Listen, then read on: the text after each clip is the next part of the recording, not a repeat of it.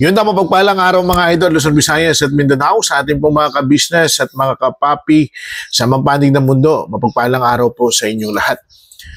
Bueno, sa araw na ito mga idol, ako po si Taong Gala, isang panibagong reaksyon na naman po ang ating ibibigay sa inyo. Pero kung bago ka lang sa aking tahanan mga idol, ayan, ako po sana'y maglalambing para po sa ka-business official, ka-business family, ganoon din po kay Papa Dens at kay Mrs. Ka-business, lahat ng mga kagwang, pakisuportahan po natin. Bueno, ito na nga po mga idol, ano po, at ngayon po ay maliwanag, natuldukan na po, sarado na po itong si Bong at si Jinky. Nag-usap na po sila at nagkaroon na nga po ng closure. Kaya lang mga idol, kaya lang ako mapareaksyon kasi may mga punto akong nakita na silip na parang parang lumalabas na o pinapalabas ni Jinky na kawawa siya, wherein sa nakikita ko naman talagang kawawa din si Bong.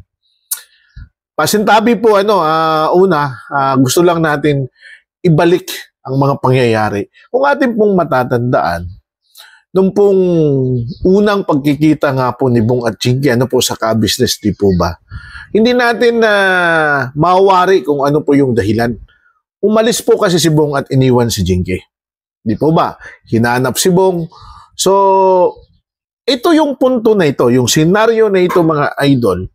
Dito po ako, kasi kung mapapansin ninyo, nagtatanggol ako kay Jinky dahil una kababayan ko.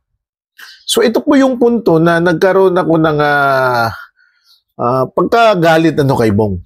Kasi sabi ko, bakit bala na lang iniwan sa ere si Jinky? Sa ano't dahilan?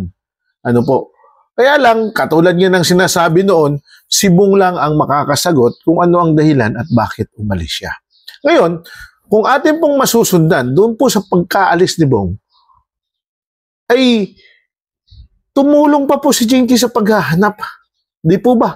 At sinabi niya sa mga ka-business na mahal pa rin niya si Bong. Okay, fast forward tayo mga idol. Ang sumunod na kabanata, bumalik nga po si Bong. Dito na po, nung pagbabalik ni Bong, nag-usap dito, itinalaga ang pitsa ng kasal. Di po ba? Okay, pero nagulantang na lang po tayo na si Jinky naman po yung umayaw. Kaya nga ho noon, kung babalikan po natin yung mga komento ng ating mga followers, ang sabi po nila ay baka po nag-iba si Jinky dahil iba ang kanyang inaasahan sa actual na nangyari doon sa pagpapakasal. Bakit? Kasi di po ba noon na plano dahil nga sa nagmamadali silang magpakasal, doon sila isasabay sa kasalang bayan. So, ang kaya po napawarin ng iba na baka dito si Jinky umayaw. Kasi siguro ang expected niya is isang mangyayaring magandang kasal. Well mga idol ito pong sinasabi ko ay hindi po ito galing sa akin, kundi ibinabalik lang natin yung mga comment, yung mga saloobin ng mga tao. Bakit kailangan puntuhin natin ito? Kasi po mga idol, kung iniwan si Jinky ni Bong, at doon siya umayaw, dapat yung pangalawang pagkakataon na nagkita sila, hindi na po siya sumama sa paghahanap. Period na po yan. Yan na po yung pinakamagandang exit na talagang tinapos na ang lahat. Hindi na niya hinintay na dumating pa si Bong. And that point, pwede natin sabihin na talaga si Bong ang nang-iwan, si Bong ang ganito. Pero mga idol, hinanap pa niya si Bong at talagang nagsumikap siyang makita si Bong, di po ba? Doon po yung point na talagang kung kailan itinalaga ang kasal, siya yung umayaw. Ngayon, kaya ako tinatanong o binabalik ito kasi ibalik natin yung katanungan kung sino nga ba talaga ang totoong nang-iwan. So ito nga po yung punto na nagulantang si Bong. Ito na po yung punto na, di ba yung tao, kumbaga handa na siya, ready na siya. Pero ito po yung punto na dito nasaktan ng todo si Bong. Oh, di ba? Ito yung punto na talagang, kumbaga binagsakan ng langit si Bong kasi ready na siya eh. So, kung sasabihin natin na ayaw niya kay Bong, dahil iniwan niya si Bong, parang maliti ka, may mali. Parang, ang conclusion ko dyan, bilang isang reactor sa nakikita ko, sumasagap or kumukuha siya ng simpatiya sa tao. Para sabihin, siya rito ang inapi. Sa dalawang senaryo na yan, mga idol, mas sinasabi kong mas naging kawawa si Bong. Bakit? Dahil kita nga naman natin.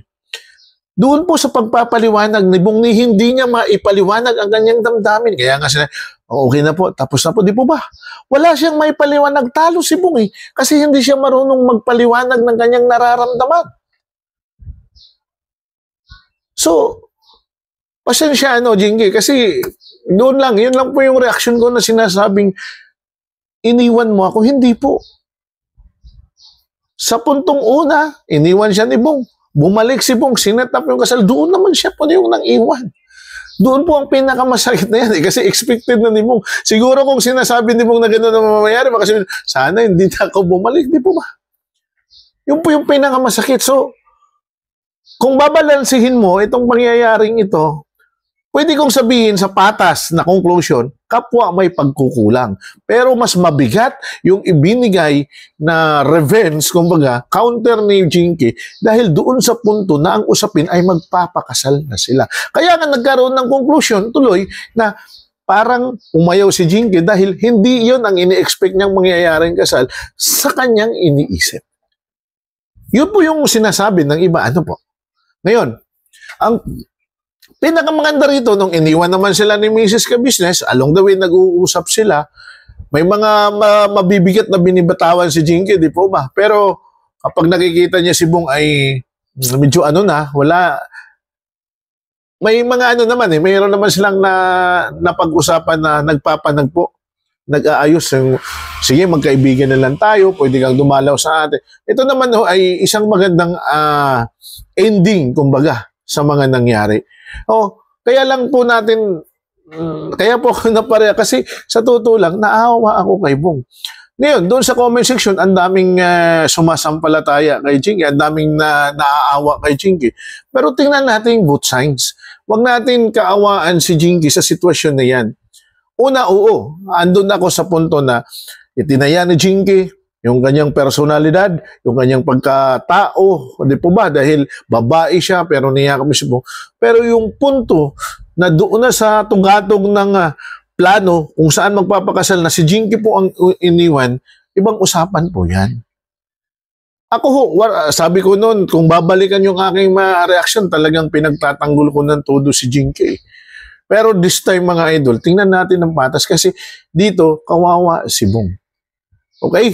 So, pero pinakamaganda rito mga idol, sana tapusin na ito kasi tapos naman at sana Jinky maging totoo ka. Ako payo ko lang sa iyo Jinky. Sa mga darating pang pagkakataon, kung mayroong pagkakataon na may taong iibig muli sa iyo, maging totoo ka.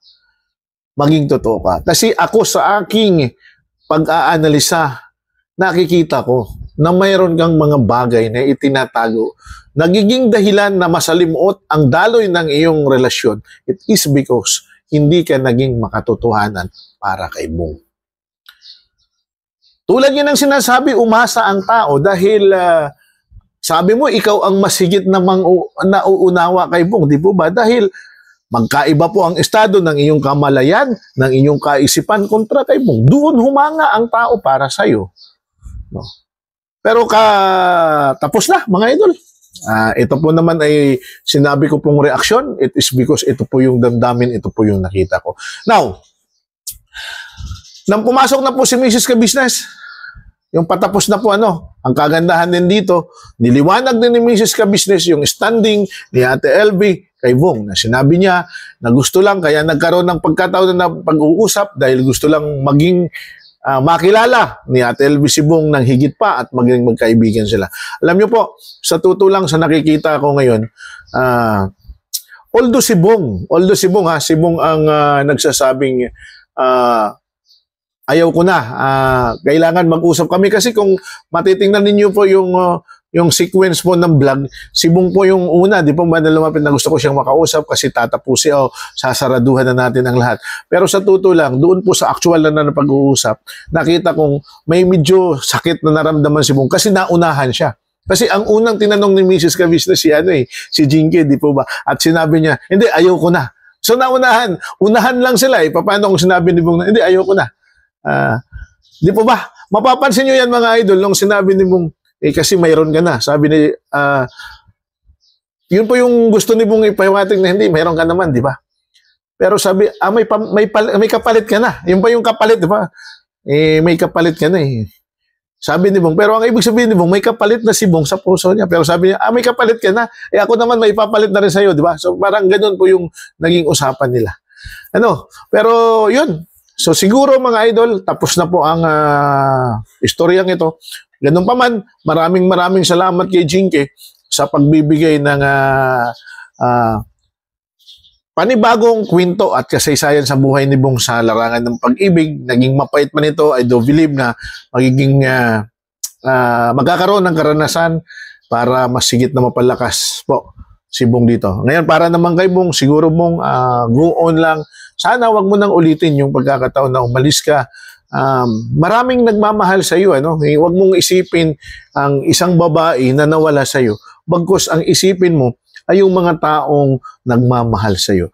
Doon sa mga comment section na masyado tayong nagbibigay ng simpatiya kay Jinky at parang mas lalo nating binababa si Bong ngayon, sana po ay mas sigit nating ibalansi ang bawat pagkakataon. Ako para sa akin, kababayan ko si Jinky, pinagtanggol ko siya sa unang mga reaksyon ko. Pero this time, mas ibibigay ko naman yung karapat-dapat na observation ko doon po sa mga pangyayari base sa kanyang mga tinuturan. Mga idol, ako po si Taong Gala. Kung may komento po kayo dito sa reaksyon ko, paki-comment naman po sa baba at nang mabasa ko. Kaparte kayo ng bidyong ito. Sa pagtatapos mga idol, please do connect and follow Ka-Business Official, Ka-Business Family, Papa Dins. Pakisuportahan po natin si Papa Dins mga idol. Napakaganda po ng daloy ng kanyang mga video na ginagawa.